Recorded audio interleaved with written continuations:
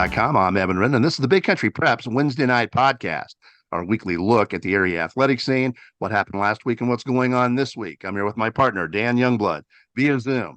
And tonight, Dan, we've got a special guest. We got Jason Phillips, the head football coach of the red-hot Forsan Buffaloes, who won 5 straight. Yep, the 5-1 Forsan Buffaloes playing great football. This is a team that had probably some question marks coming into the season. They graduated a really good class. Really in back-to-back years from teams that really did some special things, and they're right back where we've expected to see Forsan be in recent years. So it's going to be cool to talk to Coach Phillips about what's gone right for this particular team and just kind of what he's liking about it, because there's a lot to like in the early stages here. All right, before we jump into this week's show, we need to thank a couple of our sponsors. We'll start with For the Love of the Game Broadcasting and our old friend Terry Slavens, owner of K-Lakes 93.5 FM out of Breckenridge, KATX 97.7 FM out of Eastland, Classic Country AM 1330 out of Graham, 94.7 FM KWKQ out of Graham, KROO 1430 AM out of Breck, and KWBY 98.5 FM out of Ranger. That is For the Love of the Game Broadcasting. Also, Rob Durham, sales consultant at Bears Chevrolet Buick Cadillac up in Breckenridge. If you're in the market for a vehicle, new or used, give him a shout. He's one of the nicest guys you'll ever talk to. Call him at 254-559-2266. That is Rob Durham, sales consultant at Bears Chevrolet Buick Cadillac up in Breckenridge. Also, before we get going, I want to remind you YouTubers to please hit the subscribe button. And then after that, hit that little bell so that you'll get notifications each and every time that Big Country Preps comes up with a new video. So please hit the subscribe button, won't you please? We appreciate it. All right, and with that, let's go ahead and jump in. We'll be talking quite a bit about Forsan here in a little bit with Coach Phillips, coming off a huge 42-12 win over a good Reagan County team. So there's going to be a lot to talk with him about. But before we get talking about the Buffaloes, let's take a quick look back at last week and where we were at. You were obviously at a matchup between DeLeon and San Saba. What did you see from those two squads? Well, you know what? Before we start talking about that, because I wasn't at the game of the week last week. I'm normally at the game of the week, but let's talk a little bit about this scary Clyde team first.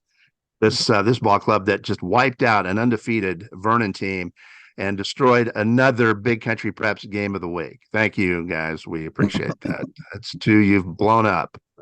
They're scary good. I don't know what else you can say. They've got great quarterbacking. They've got good skill. They're big up front. They're physical. They can mow you down, or they can throw over the top of you and beat you. Run by you. They've got all the tools. This is. I was telling you the other day. I think this is the best Clyde team that I've seen since the Craig Slaughter days. It's just a big, mean, talented football team. And you know how you can watch a football team, their body language. You can tell the teams that believe in themselves, and the ones that are kind of iffy, maybe tonight, and the ones that never do. Clyde has got the body language of a team that expects to win, that believes in itself. This is a rough outfit. This is a tough team. Danny Dudge has done a great job there. Yeah, definitely. It's been cool to see the building process there and see a lot of the work they put in during lean seasons really coming to fruition now. But I got to talk to the quarterback, Blake Carr, dual threat guy who's having a phenomenal season. It's a really good player who will be playing on Saturdays here in the near future. And one of the things that was cool talking about him, he obviously missed basically the entire second half of last season with a hand injury, suffered early in district play. What was cool talking to him before the season was you kind of got the impression that he thought this was coming then. I mean, you kind of felt that he and this entire group had something to prove, and they're proving it now. Like you said, they are just bludgeoning our Big Country Preps game of the week every time we put them in there, just because they're Danny. They're enjoying that. They like doing that. They like blowing that up. Yeah, and that's they should. They're playing great football and really earning a lot of opportunities with what they're doing. It's gonna be fun to follow this team throughout the season, because this team I think has big things going on right now and big things ahead of it as well.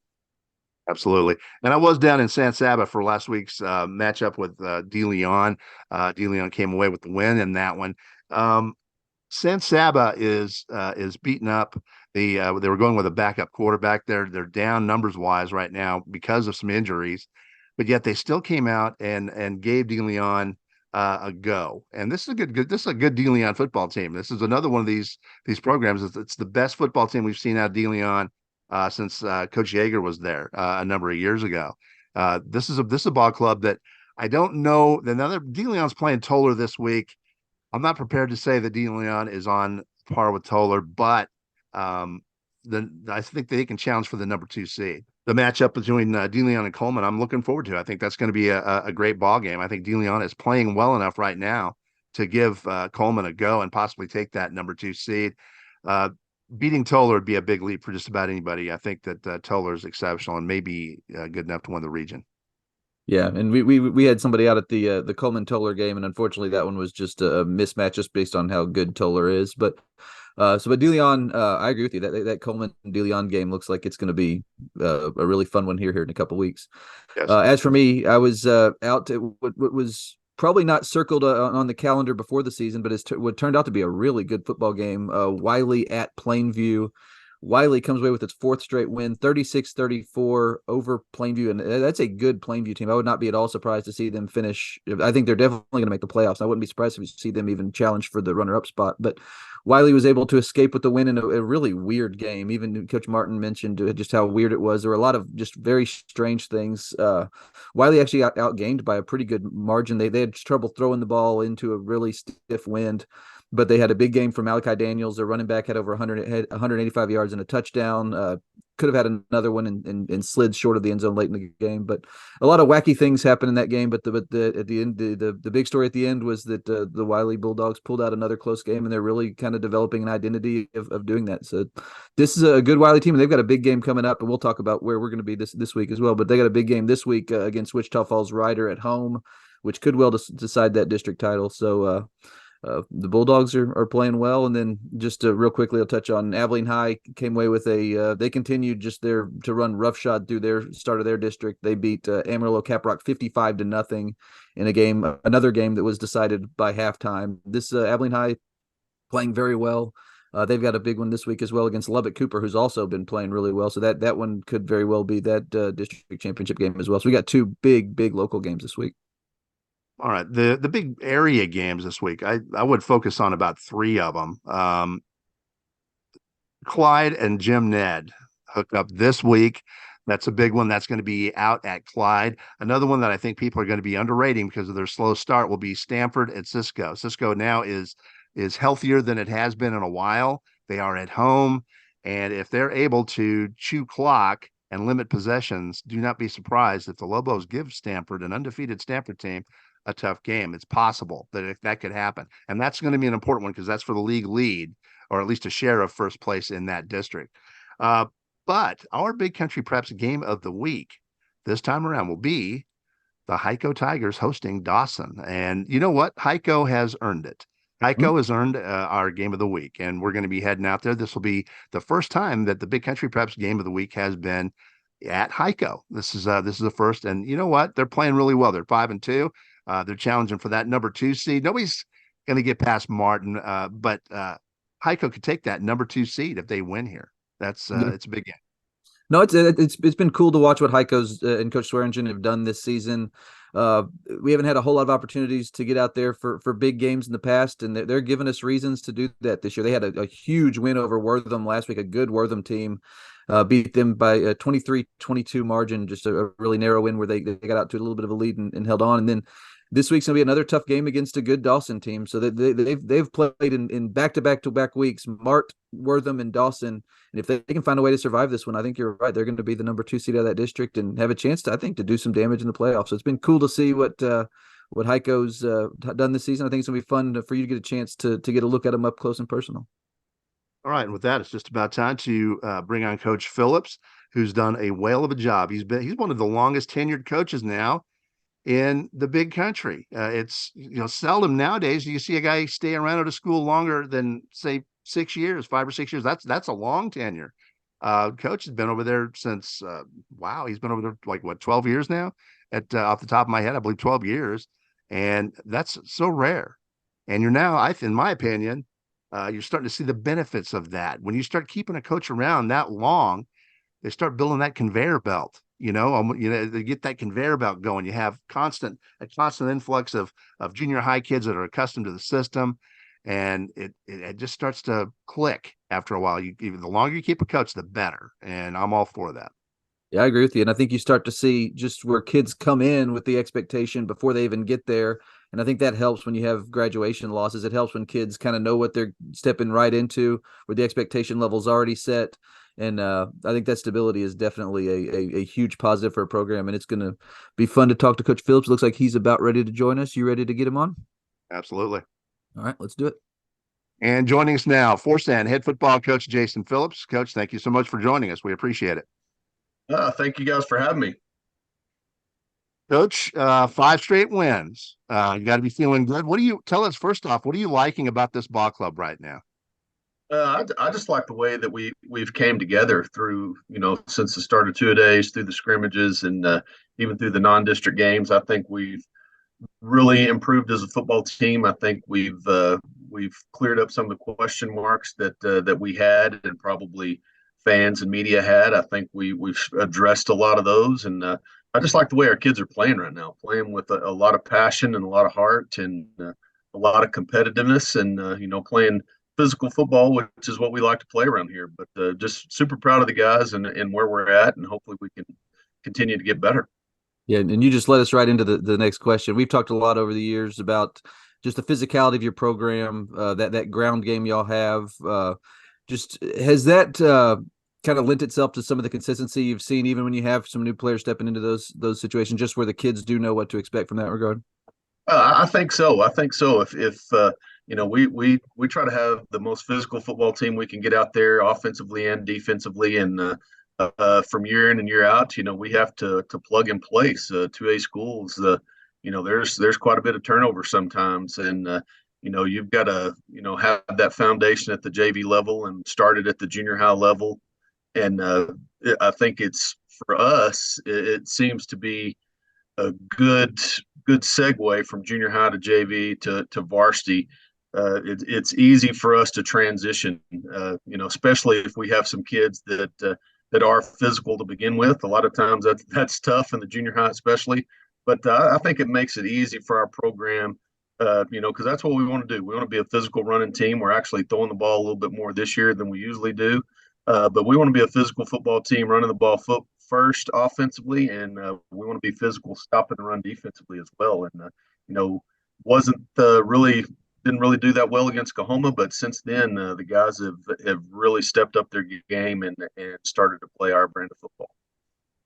Coach beat a very good Reagan County team last week, but I'm sure you're perfectly aware that that's just one step in the ladder in this district of yours this year. It's a tough district. Is it better than it was last year overall, top to bottom, this league? I honestly think so. I thought we had a good district last year, but just we've been able to see everybody now, and it looks like Christoval's struggling, but the way they play, they're always going to be physical and they're always going to be in football games. But it looks like everybody has improved, and I think there's not a cupcake in our district. We're going to have to go out and play week in and week out.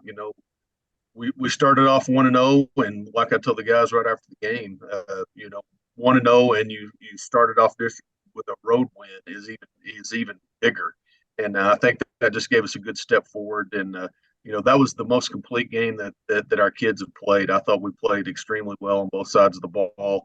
And it was our most physical game for sure. We played a really physical brand of football on Thursday, not Friday. But I think our district is tough. I think it's going to be a dogfight to the end.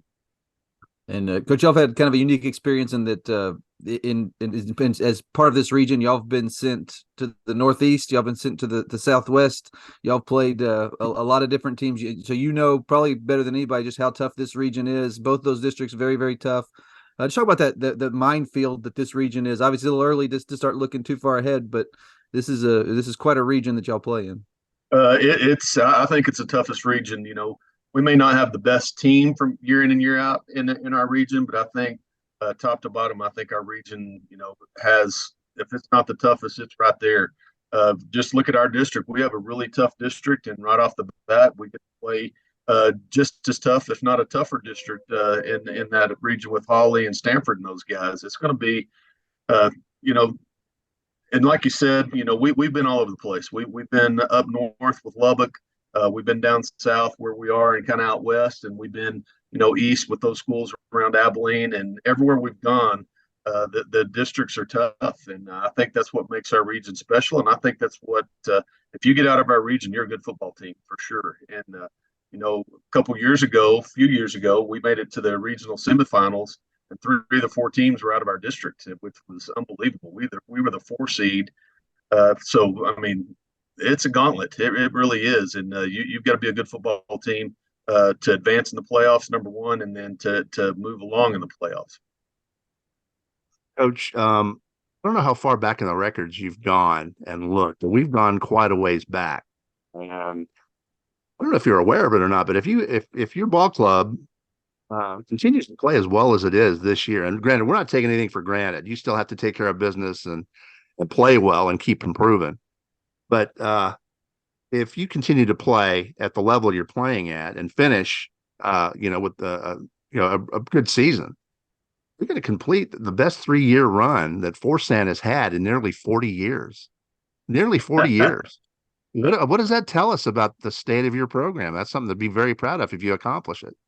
I did not know that, and I knew we've had a last 2 years have been really good. We've had some really good players come through our program, and I think our coaches staff has done a really good job putting those kids in positions to succeed.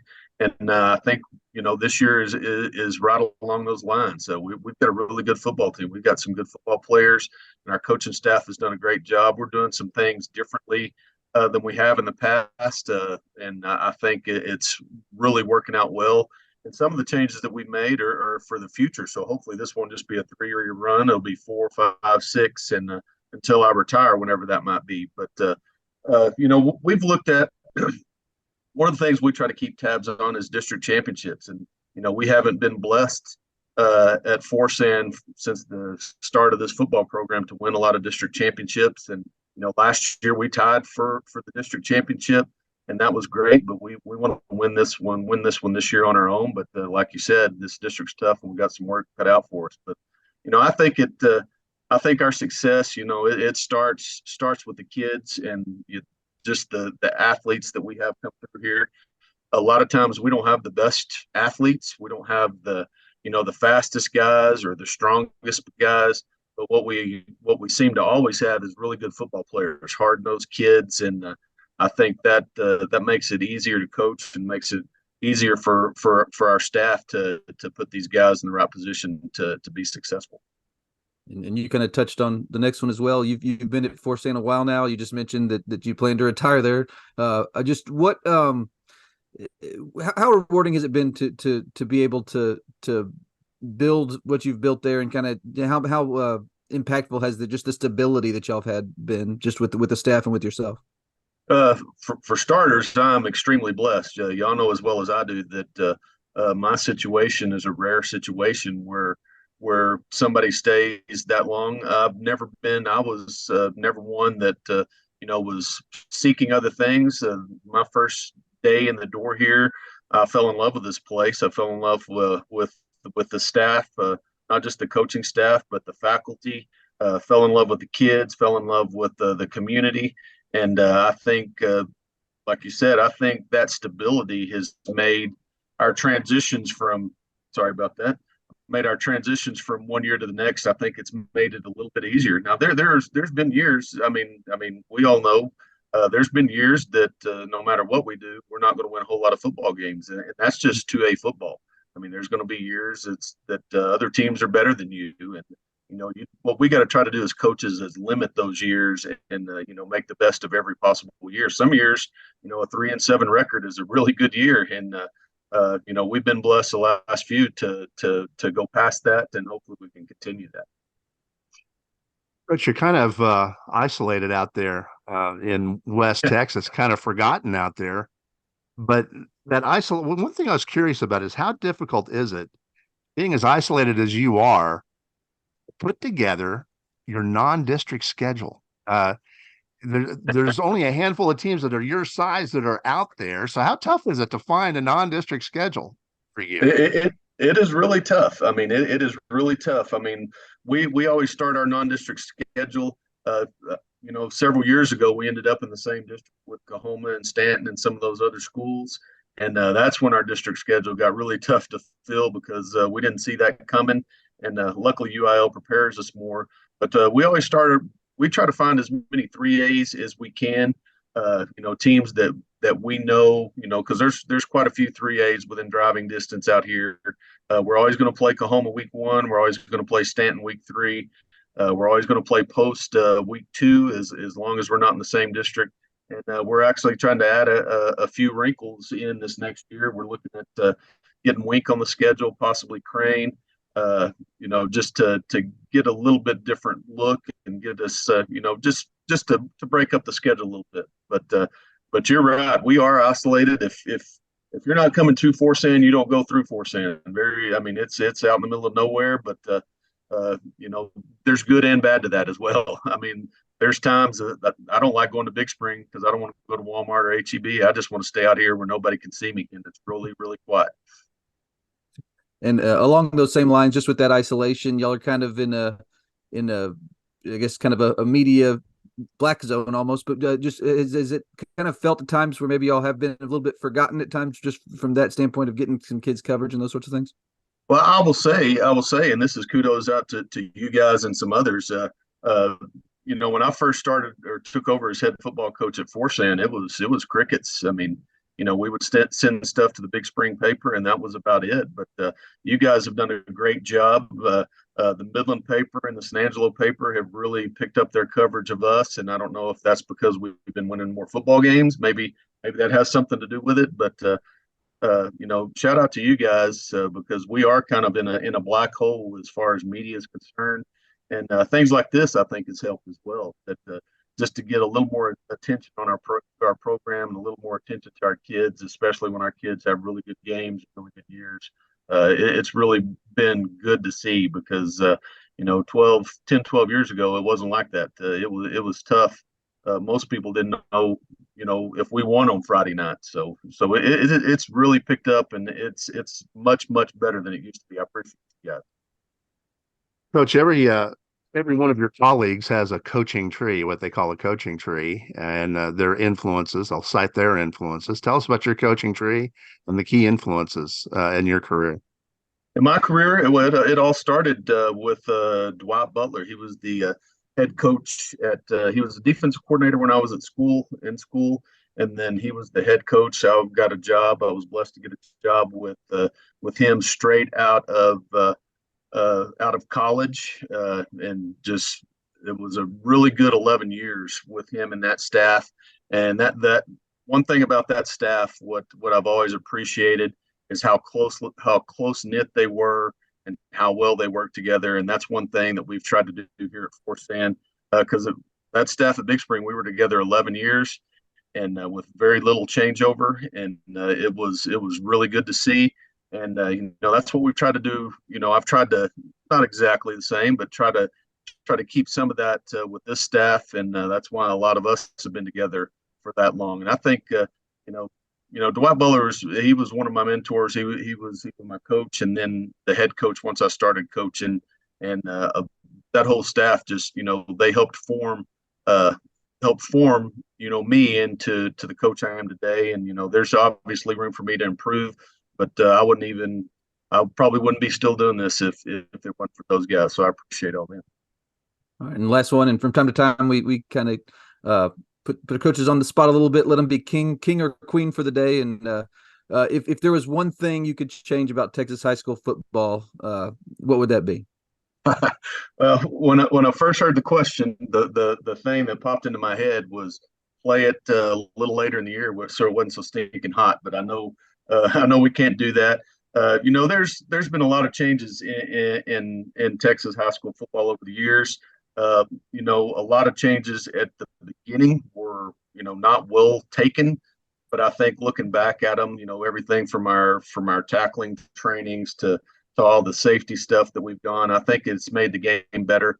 Really, I mean, the second thing that popped in my head is just because we've had some issues with it this year is the play clock. I think we need a unified play clock. I think, especially at our level, our clock guys at some of the places we go on the road may not be experienced. They may change from week to week, and they don't know when to give you a 25 and when to give you a 40. And we've just seen more issues with that. But other than that, I think we have the greatest game in the world. I think, number one, I love football, and I think this is the best place to play football in the entire country. So I don't know if I'd changed just a whole lot, but the play clock did pop in my head, so thought I'd throw that out there. Coach, thank you so much for joining us. We appreciate your time, and we'll be keeping a close eye on the Forsan Buffaloes, of course, as always. Good luck to you. I appreciate it, guys. And that was Forsan head football coach Jason Phillips. What a job he's done, and really, it's been under the radar. I mean, just a lot of people. I just half the people you talk to, they're not really even sure where Forsan is, but I think that's changing. Yeah, That's changing. and since we started the site and we added them right off the bat, it's been really fun getting to know him and getting to learn more about that program. It's one that's been a lot of fun to follow because it's very much a a lunch pail program. That is a program that brings its lunch pail to work and goes to work, a blue collar program, and it reaps the rewards of just that consistency and that level of physicality. So it's been fun to see what he's done there. And I always think it's really cool when you get a guy like him who has stayed at one place for as long as he has and get to watch him build to a point that they're at now where it is kind of becoming a reload program as opposed to a rebuild program. So I was glad we got to talk to Coach Phillips. It's always fun to have him on. All right. And with that, it's about time to wrap up this edition of the Big Country Preps Wednesday night podcast. But before we do that, we want to remind you we have 3 separate subscription packages here at Big Country Preps. We've got a monthly for $5 a month. We've got a semi-annual 6-month subscription where we knock that price down to $4 a month. And then we got an annual 12-month subscription where we knock that price down to $3 a month. That's $36 for a full year of Big Country High School athletic coverage. We'd also like to remind you that if you ever see a photo you like in any one of our galleries, those are available for purchase. We have photo downloads available for $7, as well as some keepsakes and prints. So make sure you check those out. As you scroll through the site, you'll notice pretty quickly we take a lot of photos from these games we're at, and we try to make it to a whole lot of games throughout the school year. So that's something we really enjoy doing and something we are very proud of here at BigCountryPreps.com. All Big Country, all high school, all the time. Welcome home.